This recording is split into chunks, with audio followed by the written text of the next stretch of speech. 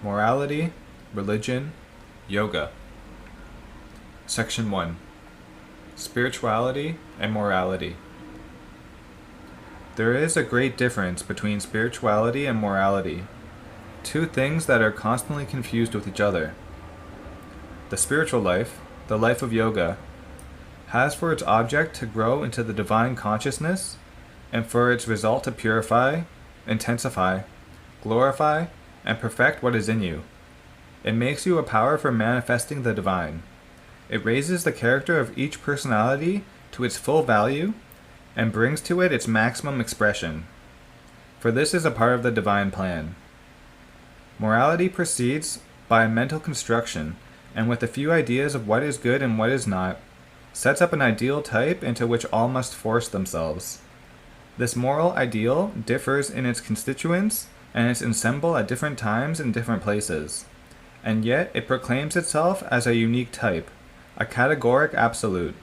It admits of none other outside itself. It does not even admit a variation within itself. All are to be molded according to its single ideal pattern. Everybody is to be made uniformly and faultlessly the same. It is because morality is of this rigid, unreal nature that it is in its principle and in its workings the contrary of the spiritual life. The spiritual life reveals the one essence in all, but reveals too its infinite diversity. It works for diversity and oneness and for perfection in that diversity. Morality lifts up one artificial standard contrary to the variety of life and the freedom of the spirit. Creating something mental, fixed and limited, it asks all to conform to it. All must labor to acquire the same qualities and the same ideal nature. Morality is not divine or of the divine. It is of man and human. Morality takes for its basic element a fixed division into the good and the bad.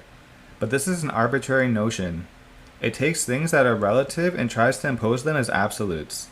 For this good and this bad differ in different climates and times, epochs and countries.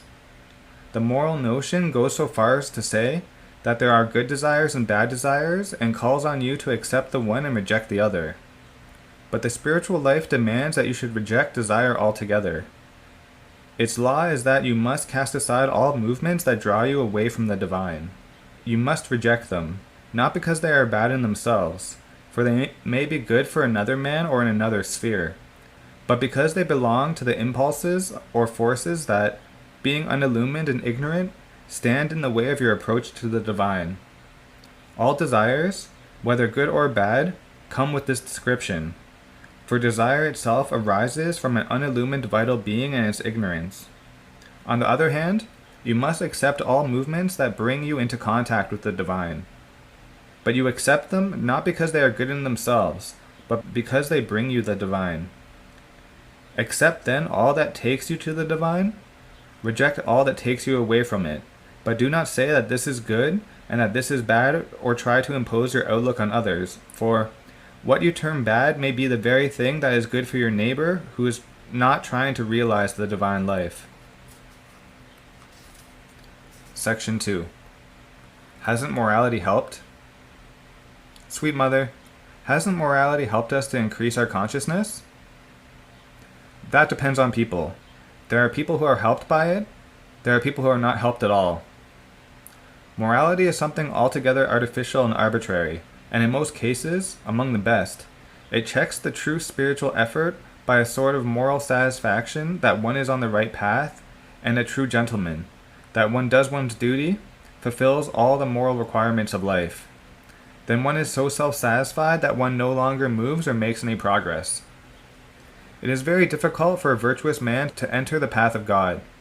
This has been said very often, but it is altogether true, for he is the most self-satisfied. He thinks he has realized what he ought to realize. He no longer has either the aspiration or even the elementary humility which makes one want to progress. You see, one who is known here as a Sattvic man is usually very comfortably settled in his own virtue and never thinks of coming out of it. So that puts you a million leagues away from the divine realization. What really helps, until one has found the inner light, is to make for oneself a certain number of rules which naturally should not be too rigid and fixed, but yet should be precise enough to prevent one from going completely off the right path and making irreparable mistakes. Mistakes, the consequences of which one suffers all one's life. To do that, it is good to set up a certain number of principles in oneself, which, however, should be, for each one, in conformity with his own nature.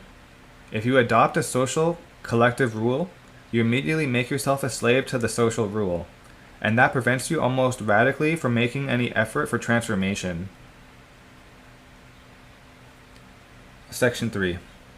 Serving humanity. Why do you want to serve humanity? What is your idea? It is ambition. It is in order to become a great man among men. It is difficult to understand. I can see that. Disciple. The divine is everywhere. So if one serves humanity, one serves the divine. Isn't that so? The mother. That's marvelous. The clearest thing in this business is to say, the divine is in me. If I serve myself, I'm also serving the divine. Laughter.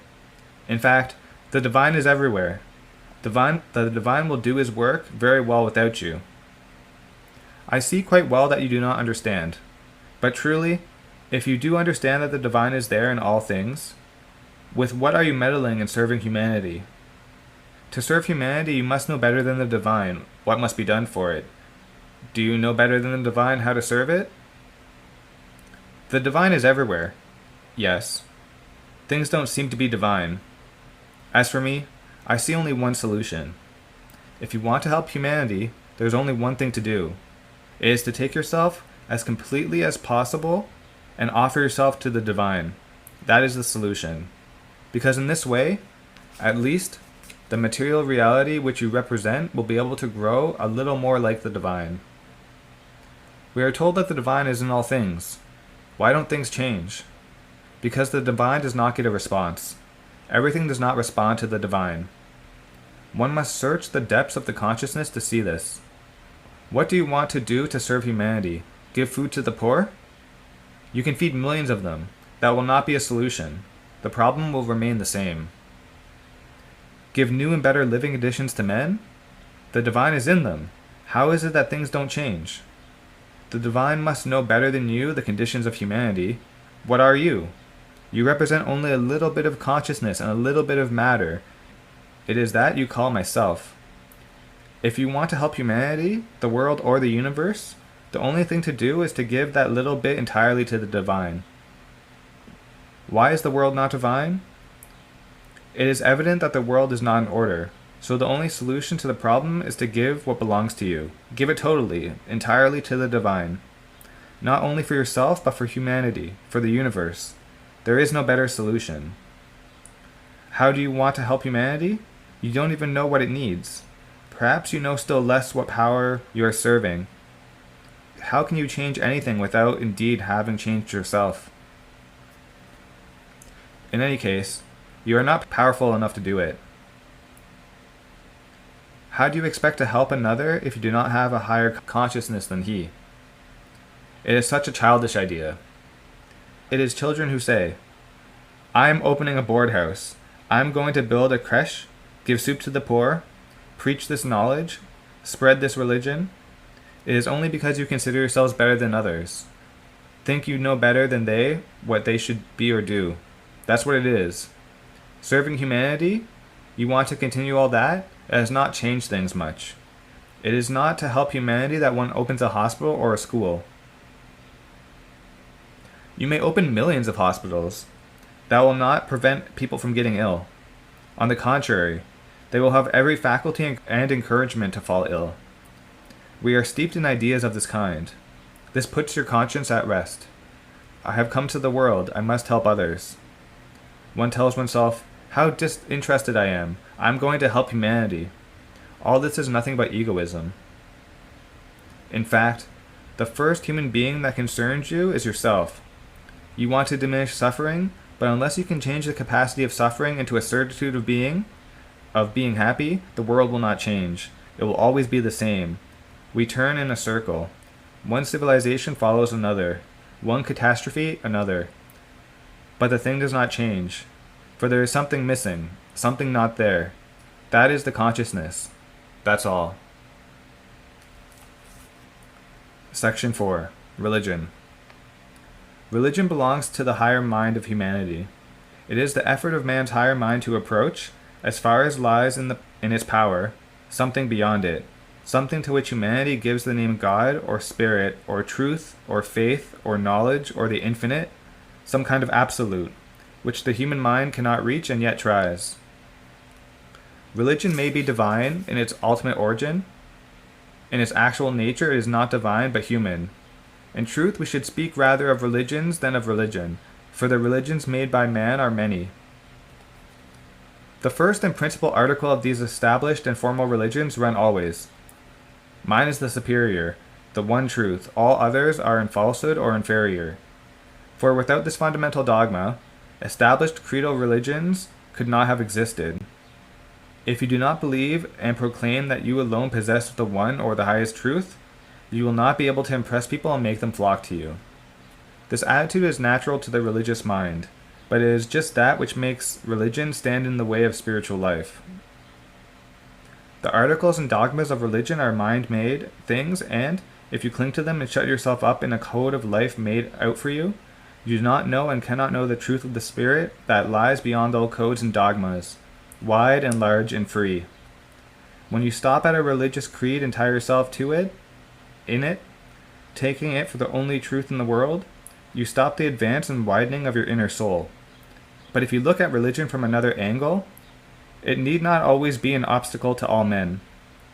If you regard it as one of the higher activities of humanity, and if you can see in its aspirations of man without ignoring the imperfection of all man-made things, it may well be a kind of help for you to approach the spiritual life. Taking it up in a serious and earnest spirit, you can try to find out what truth is there, what aspiration lies hidden in it, what divine inspiration has undergone transformation and deformation here by the human mind and the human organism, and with an appropriate mental stand you can get religion even as it is, to throw some light on your way, and to lend some support to your spiritual endeavor. Section 5. Yoga and Religion. Disciple. Sweet mother, what is the difference between yoga and religion? The mother. Ah, my child, it is as though you were asking me the difference between a dog and a cat. A long silence. Imagine someone who, in some way or another, has heard of something like the divine, or has a personal feeling that something of the kind exists, and begins to make all sorts of efforts of will, of discipline, efforts of concentration, all sorts of efforts to find the divine, to discover what he is, to become acquainted with him and to unite with him. Then this person is doing yoga. If this person has noted down all the processes he has used and constructs a fixed system and sets up all that he has discovered as absolute laws, for example, he says, the divine is like this. To find the divine, you must do this. Makes this particular gesture, take this particular attitude, perform this ceremony, and you must admit that this is the truth. You must say, I accept this is the truth and I fully adhere to it. And your method is the only right one, the only one which exists. If all that is written down, organized, arranged into fixed laws and ceremonies, it becomes a religion. Section 6. Sri Aurobindo's Teaching and Religion. Disciple. Many people say that the teaching of Sri Aurobindo is a new religion. Would you say that it is a religion? The mother. People who say that are fools, who don't even know what they are talking about. You only have to read all that Sri Aurobindo has written to know that it is impossible to base a religion on his works, because he presents each problem, each question in all its aspects, showing the truth contained in each way of seeing, and he explains that in order to attain the truth, you must realize a synthesis which goes beyond all mental notions and emerge into a transcendence beyond thought. I repeat, that when we speak of Sri Aurobindo, there can be no question of a teaching, nor even of a revelation, but of an action from the Supreme. No religion can be founded on that. But men are so foolish that they can change anything into a religion. So great is their need of a fixed framework for their narrow thought and limited action. They do not feel secure unless they can assert this is true and that is not. But such assertions become impossible for anyone who has read and understood what Sri Aurobindo has written. Religion and yoga do not belong to the same plane of being, and spiritual life can exist in all its purity only when it is free from all mental dogma. Section 7. The resolution to do yoga. You see, one may have had a very good will, a life oriented towards a divine realization. In any case, a more or less superficial consecration to a divine work, and not do yoga. To do Sri Aurobindo's yoga is to want to transform oneself integrally. It is to have a single aim in life, such that nothing else exists any longer. That alone exists. And so one feels it clearly in oneself, whether one wants it or not. But if one doesn't, one can still have a life of goodwill, a life of service, of understanding. One can labor for the work to be accomplished more easily. All that. One can do many things. But between this and doing yoga, there is a great difference. And to do yoga, you must want it consciously. You must know what it is, to begin with. You must know what it is. You must take a resolution about it. But once you have taken that resolution, you must no longer flinch. That is why you must take it in full knowledge of the thing. You must know what you are deciding upon when you say, I want to do yoga. And that is why I don't think I have ever pressed you from this point of view. But the day you make the choice, when you have done it in all sincerity and you have felt within yourself a radical decision, the thing is different. There is the light and the path to be followed, quite straight. And you must not deviate from it. It fools no one, you know. Yoga is not a joke. You must know what you are doing when you choose it. But when you choose it, you must hold on to it. You have no longer the right to facilitate. You must go straight ahead. There. To do the yoga of transformation, which of all things is the most arduous, it is only if one feels that one has come here for that, I mean upon the earth, and that one has to do nothing else but that, and that it is the only reason of one's existence. Even if one has to toil hard, suffer, struggle, it is of no importance. This is what I want and nothing else. Then it is different. Otherwise, I shall say, be happy and be good, and that's all that's asked of you. Be good in the sense of being understanding, knowing the conditions in which you have lived are exceptional, and try to live a higher, more noble, more true life than the ordinary one, so as to allow a little of this consciousness, this light, and its goodness to express itself in the world. It would be very good. There we are.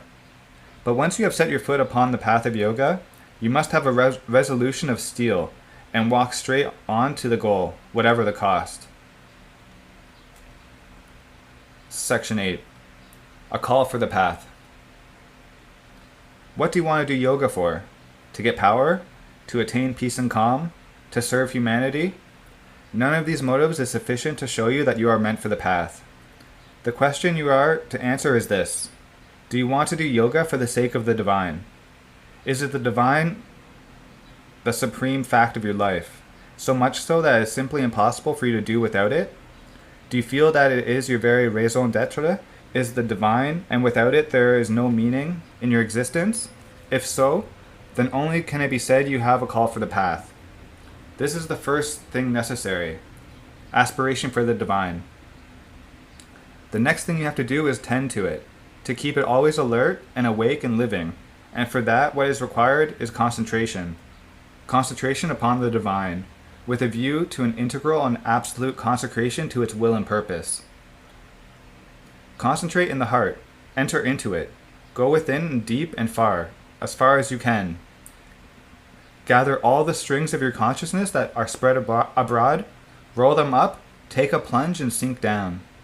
A fire is burning there, in the deep quietude of the heart. It is the divinity in you, your true being. Hear its voice. Follow its dictates.